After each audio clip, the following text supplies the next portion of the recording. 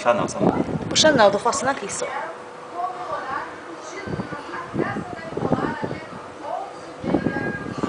Que cachorrão grande.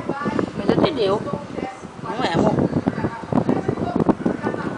Vamos esperar a próxima contração. Bota aqui vaselina. O pai dele é grande? Foi, amor, que ajudou foi o óleo, vice. Olha pra aqui, saiu. Só tava só a perna, não foi?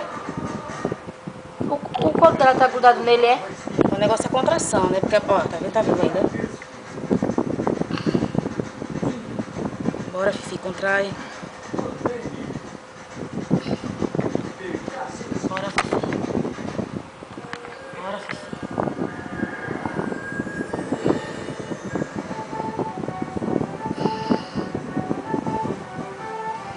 Contração. Vamos, filho.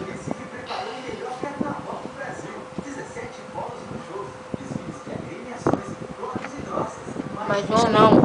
O negócio é contração pra ter esse cachorro daqui. Você fica sem folha. mas homem na cidade. É macho isso aí, é? É macho, não aquele cara é macho, ó. Ela disse. Vai, Fifi. Isso. Bora. Outra contração, bora. Ai, meu Deus, vai morrer. Vai não. Outra contração. Outra. Tá entrando aqui, volta a cabeça. Calma, assim mesmo. Olha que cabelinho ele já tem. Isso. Isso. Olha a limpeza de Deus.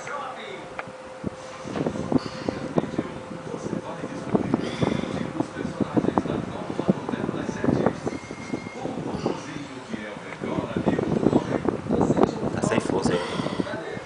Não, tá vivo aqui. Vem, Fi. Fi. Vem, Fi, lamber. Vai, amor, ajuda ela aqui. Fia. Ela tem que lamber agora. Parte dela. Ei, não, esse amor, ele tá com muita força não. Tá.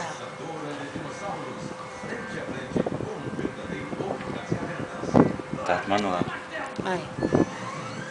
Bora. Não tá bacuda. Eu tava filmando. Deixa ela aí agora.